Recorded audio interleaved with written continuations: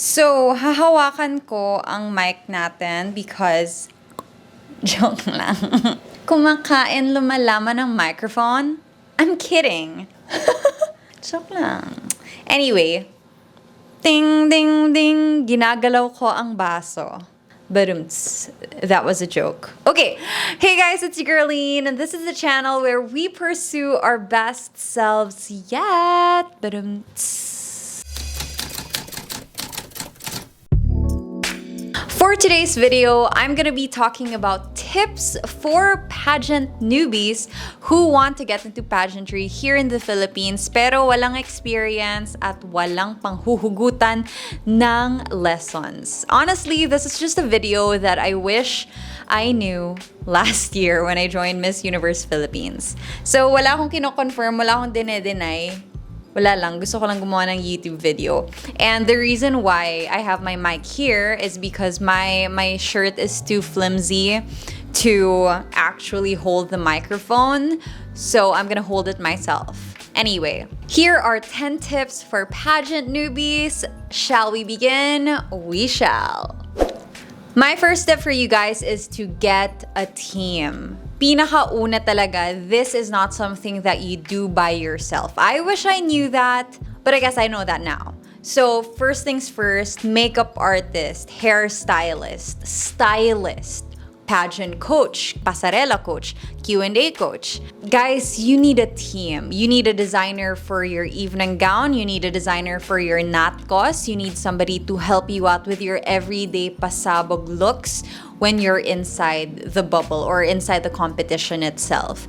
And the reason I say this is I did not know that I needed a team. Was in when I joined, sumali ako, I applied, I sent in my application form. No idea, not a clue. I wasn't even part of Kagandahang Flores when I applied. Actually, in-adopt lang talaga ako nila Tito Rog, and I'm very, very grateful because they helped me out.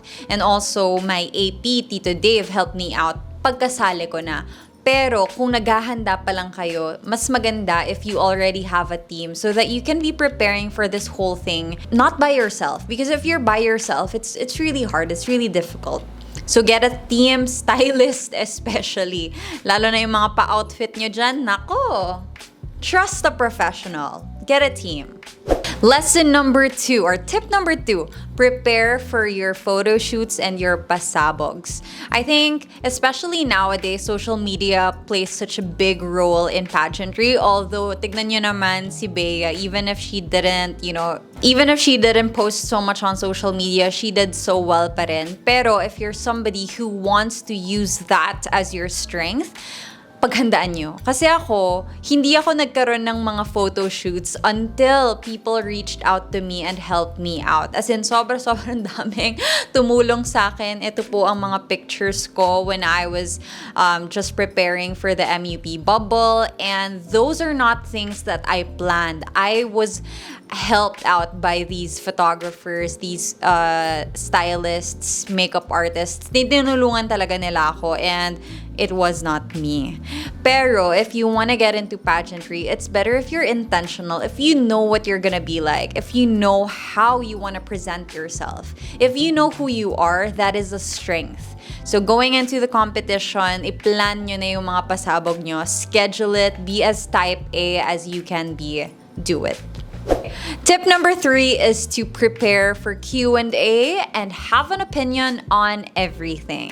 For Q&A training, it doesn't mean just the Q&A on stage, but you also have your preliminary interviews. For us last year, we had an interview challenge. So, syempre, you really had to show off your speaking and communication skills. Now, what's a good way to practice that? Number 1, interviews. Pageant bloggers are looking for girls to interview left and right, and so if you have an opportunity or if you want to reach out to them, magpa-interview kayo just so you can practice. Honestly, for me, most of my Q&A training was done during the pageant interviews, and I'm really grateful for them because they gave me such thought-provoking questions. And for me, parang naging simple na lang yung Q&A process because nga paulit-ulit ng paulit-ulit.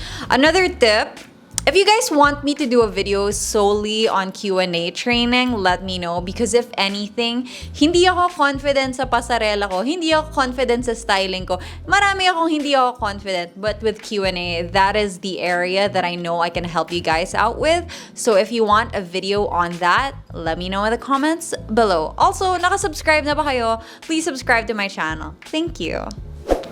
Next step is to be physically prepared. I think a lot of people minimize pageantry into just being a paseksihan competition, but it's really not that. Obviously, you need to be physically prepared, like your body needs to be ready because it is like a sport. Sabi nga ng previous queens, it's kind of being like an athlete. Being a beauty queen is being like an athlete because you need to stand on stage for so long. Yung heels, sa tingin nyo, simple yun. That's not easy.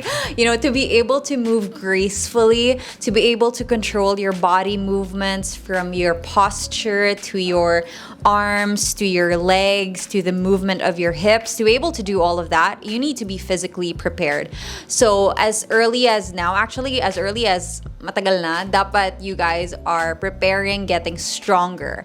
Emphasis on getting stronger.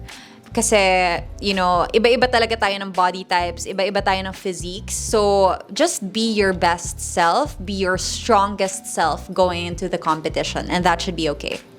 Next step is to learn how to do your own hair and your own makeup. This is something na hinabol ko talaga, guys. Oh my gosh, if you can remember my very first video announcing my candidacy for Miss Universe Philippines, kaloka yung hair and makeup ko doon. Nakakahiya. As in, pag iniisip ko yung makeup ko doon, gets ko kung ba't ako binash. Kasi naman, yung hair and makeup ko doon was like, not pageant at all.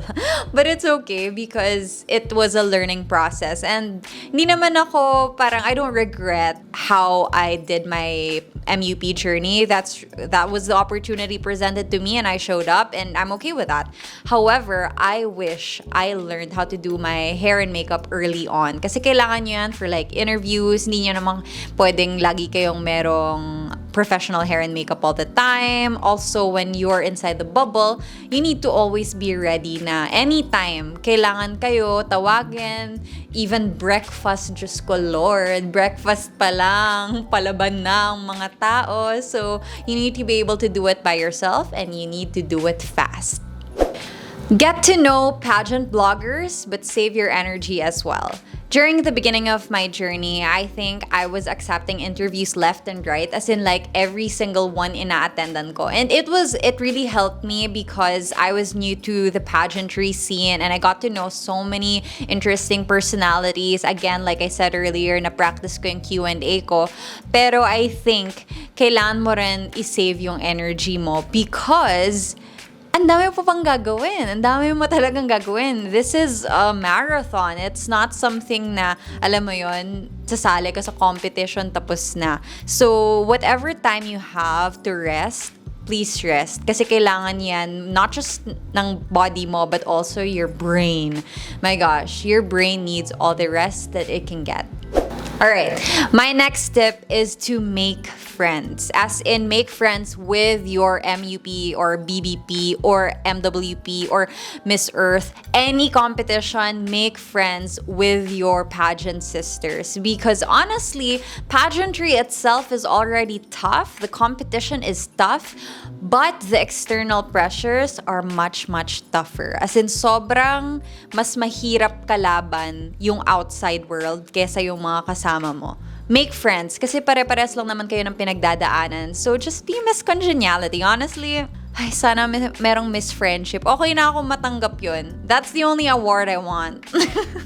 but yes, make friends. Make a lot of friends and make this opportunity last a lifetime. As in, ganyan.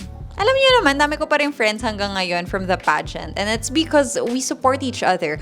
Also, quick fact, yung swimsuit competition ko, that hair flip, I'll put it right here. Oh my gosh, alam niyo ba kung sino nagbigay sa akin ng tip na yon? It was Miss Pasig Princess. Si Princess nagbigay nun sa akin. And it's because we're friends. You know, we help each other out. Ganun talaga. Okay, next tip is something that I wish I did when I was still in the pageant. delegate and don't read comments. And by delegating, ito natutunan ko to from Katrina de Maranan. Her postings, her team was already doing her postings when she was in the bubble. So hindi na siya nasistress sa mga pasabog photo shoots niya. Somebody else was doing it for her. So sana ginawa ko rin yun. Kasi nasistress ako na para, oh my gosh, nag-post ba ako ng picture today? Ano ba? Ganyan. Para ang dami kong iniisip when my mind should have been in the competition. My mind should have been in training. My mind should have been in the activities that we were doing inside the pageant. So, if you can delegate some tasks sa team nyo, do so. Number 9, be vocal about what you want. Before you get into the competition, before you apply, before you officially announce yourself as part of this pageant, you need to know what you want out of it and you need to be vocal. Sa styling mo, sa hair mo, sa makeup mo, lahat. Dapat alam mo na kasi ako, hindi ko alam talaga yung gusto ko. So I was experimenting the whole way. I had very different looks, I had very different styles, which was okay. Pero at the same time, I don't think I was able to communicate exactly who I was to the best of my ability. So if you can, intindihin nyo na what is the best look for me, what is the best style for me, and be vocal about it. Kahit saan ka magpunta, whether it's a photo shoot inside the competition or outside the competition, make sure that yung gusto mo yung masusunod. Because at the end of the day, you will look more confident kung happy ka sa suot mo, kung happy ka dun sa itsura mo, kung happy ka sa overall look. If you're happy about yourself, then you can present yourself with much more confidence. And it really shows. That's a tip that I got from none other than Miss Pia Wurtzbach. Kasi nag-guest ako sa Between Us Queens. Kilig me. Last but not the least, here is my final tip. Not everybody gets a crown, so enjoy the experience. I know that it's a competition and everybody wants to win. And everybody wishes they can be Miss Universe Philippines, Binibining Pilipinas, International, etc. Everyone wants a crown, kaya ka nga sumasali, diba? Pero it's not realistic that everybody who joins comes out of it with a positive outcome, you know? And by positive outcome, I mean a title. It doesn't happen for everyone. And that's okay. I think we should normalize girls going into the competition and allowing them to enjoy the experience. Kasi ang dami kong comments na na-receive during my pageant journey telling me na, hindi ka naman mananalo, ba't ka sasali? Or after nun, nung hindi ako nanalo, sabi sa akin, oh, tinan mo, hindi ka naman nanalo. Sabi ko sa inyo bakit ka pa nag-aksaya ng oras? But honestly guys, hindi siya aksaya ng oras for me because I got to be there. I got to learn so much. I enjoyed the experience. I gained so many friends. So if anything, I'm happy that I went into the pageant with that mindset, knowing na manalo, matalo, mag-finalist, hindi mag-finalist. Just the fact that I got to show up and try, that was more than enough for me. So, if you're applying, wala ka pang experience, this is your first time, or actually, even if you're a veteran, accept that the possibility of you winning is not the only possibility. So, enjoy, enjoy, enjoy. Anyway, that is it for my video for today. I hope you guys enjoyed this video. If you have any questions, requests, comments, leave them down below. Don't forget to subscribe as well. And I'll see you guys on the next one. Bye! Stay confident!